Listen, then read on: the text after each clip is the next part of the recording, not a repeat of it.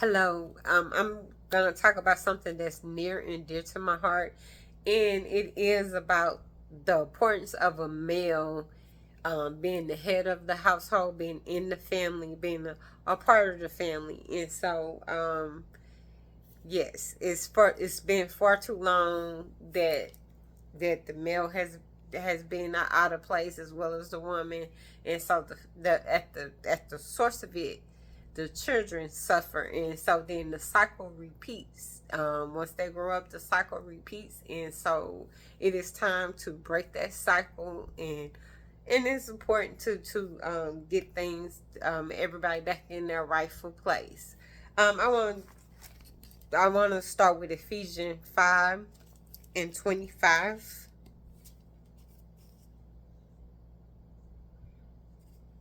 It says, "Husbands, love your wives just as Christ loved the church and gave himself up for her." So, Christ, he was willing to not only model how you should live your life, but at the end, he was willing to die for us and die for the church and show his love. So he provided love. He was a servant and he showed leadership. And so in the same way, a husband should be that for his wife. He should be modeling first, modeling how the woman should lead, how she should guide her children, and he should be demonstrating that with his actions, with his words, with his life. And so he should be modeling, and so therefore the woman can follow, and therefore she can also demonstrate to the kids so they can follow. And so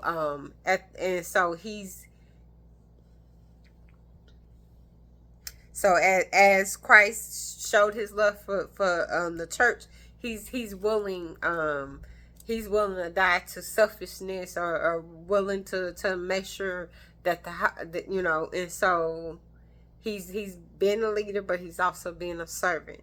And so we all know that oftentimes when the man is able to do those, a lot of times he'll get much more back from a woman, once he does that. Well, even before, but a woman, when she normally gives her heart, we know that she will give everything. She wants her family to work. And normally the woman is the nurturer. And so when a man is able to show those things, those attributes of being loving, being a servant, being a leader, and demonstrate, he'll get so much more for her, encourage her to do her role, and even all that much greater, and be able to fill her cup back up. And so another importance of a man's role is a man is a provider. So it's just not that does not mean that a man is the only one that may bring money into the household, but being a provider, oftentimes, the male is the more stronger one, physically stronger one.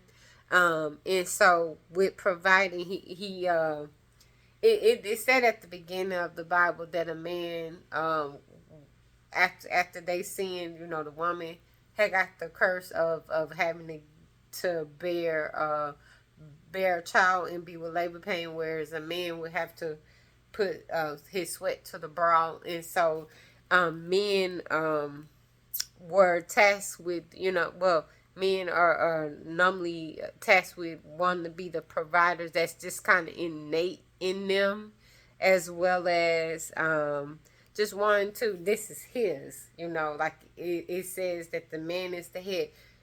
His family, that means his wife, his children.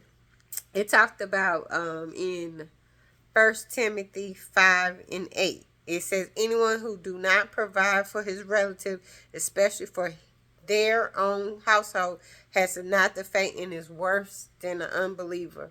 So it's just basically unbeliever. They, in the world, oftentimes they know how to. They sometimes do things better than we do, and so like if this is your someone you picked, the woman is who you picked, and so that's your woman. You should want to make sure she is good, as because you love her the same as your body. It says that you treat her, Y'all become one. You treat her. We already talked about loving his wife sacrificially, and you treat her, because we know we wouldn't mistreat our own body. You treat her as the same as you. So you want to feed her, provide for her, make sure she's taken care of. And at the same time, y'all chose to be together now. You got little mini yous coming out of that woman, you know, and so you want to make sure that your children are provided for. And so you know, men are often territorial in the sense of, this is mine, taking pride in, this is my wife, this is my children, my family. And so you know, a man provides for her, and so then that breaks that curse where a woman has to struggle, because when the man is not in the household, then all of the weight falls on that, a lot of times on the woman. And then she might be stressed out trying to provide, you know, stressed thin, and then the kids are sometimes left to kind of raise themselves, because there's, you know, where the mother will sometimes be in the household when the dad's out, you know, working, or she might work too, but when she gets off, she's able to be with the kids. But sometimes women have to get maybe another 2 jobs, get another job, and so then who's at the household tending to them, make sure they're not getting in trouble. You know, they're being unattended for longer periods of time. And so when you have the man there, then he's able to go and provide. He gave instruction to the woman. They're raising their household together. She's his helpmate, and they're running the household, you know, along. She's the woman's coming alongside the man, and so he's being the provider. And so he can trust the household to her while he's handling things.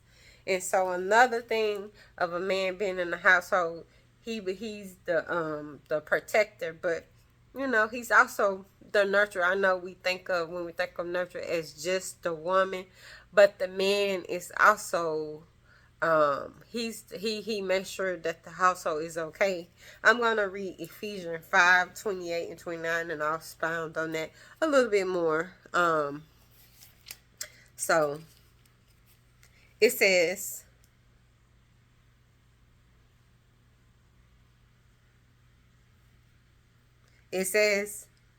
in this way, husbands ought to love their wives as their own bodies.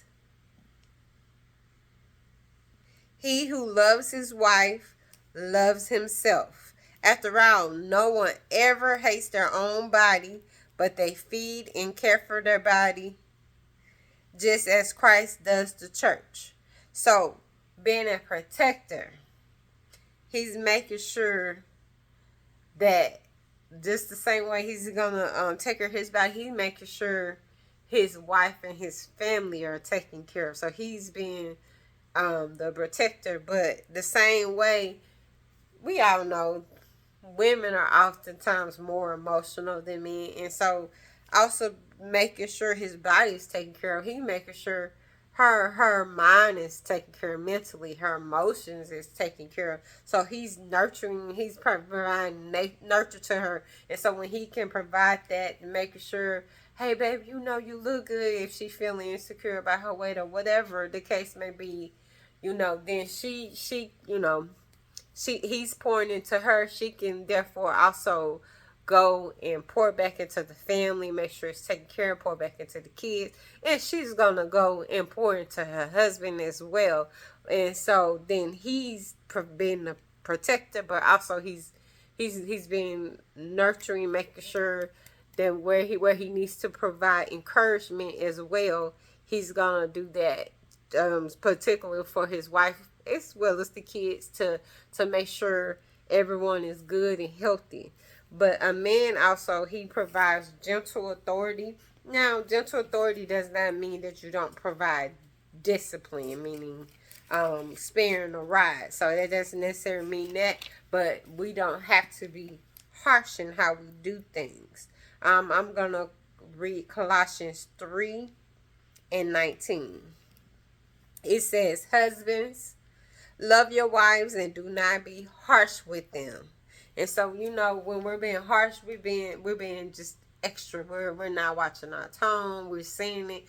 It's oftentimes comes off as being very disrespectful, like just not even having a care for the other person's feelings.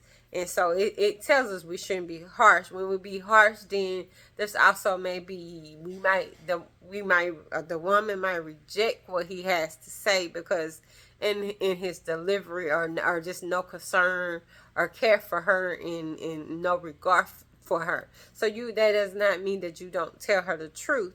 You just do it in a loving way. And so I want to go take this a little bit further, and this one is applying more to the children. I'm going to read verse 21. It says, fathers, do not embitter your children, or they will become discouraged. Now, do we want to discourage our children? No, we should be building them up. And so, embitter means to cause someone to feel resentful, to feel bitter, to feel angry, and it usually calls for unfair treatment or disappointing experience. And so, as a loving father,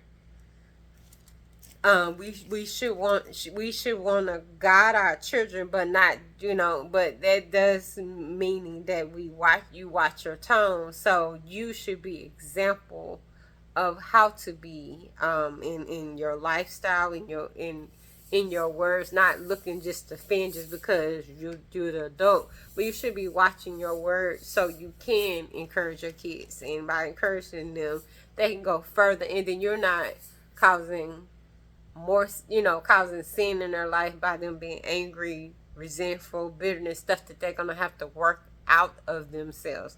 And so because another role that a father has is being a spiritual leader, and so you being a priest of the household, you should be demonstrating what it looks like to follow Christ, to be an example of crucifying your flesh and becoming more like him. And so by doing that, you should be demonstrating fruits of the spirit: gentleness, loving, being kindness. That's the fruits of the spirit is in 1 Corinthians.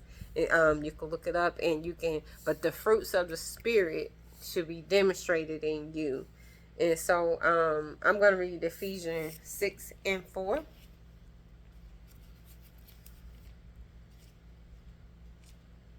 It says, it kind of just says the same. Fathers, do not exasperate your children.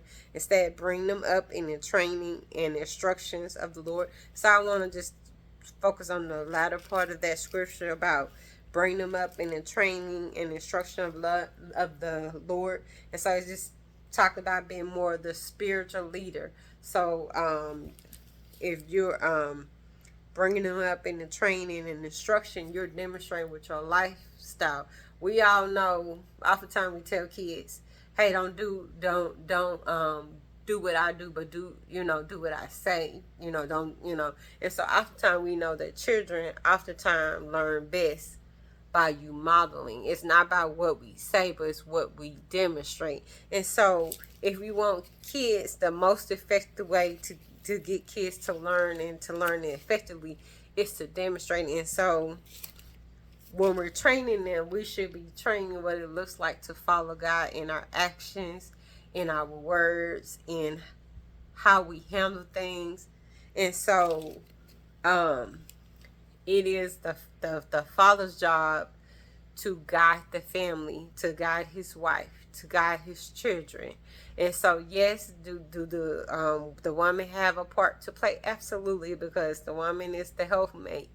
But by having two people in the household, we have feminine role, normally provide a little bit more nurturing, and we have a masculine role that's a little bit more, provide more of the discipline. That may sometimes for some households the man may do more of the discipline. The woman sometimes be a little bit more soft-hearted, and the man, he's more logical. He can stand on business. He's more practical. And so there's a yin and a yang to this. And so by having the male in the male in the female and the male role in the household, it provides a balance.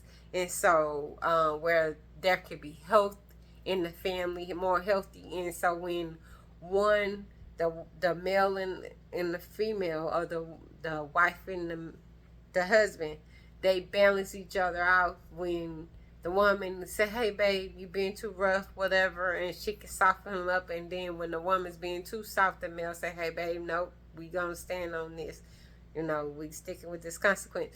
And so there's balance provided. And then, you know, it took two people to tango to create that kid. And so now, you know, we have two people that have stress of providing, you know, not to say the kids are cause the stress, but life sometimes happen. And so a lot of time it takes two people to actually provide, to, you know. And so you have two people to help and to provide balance in it.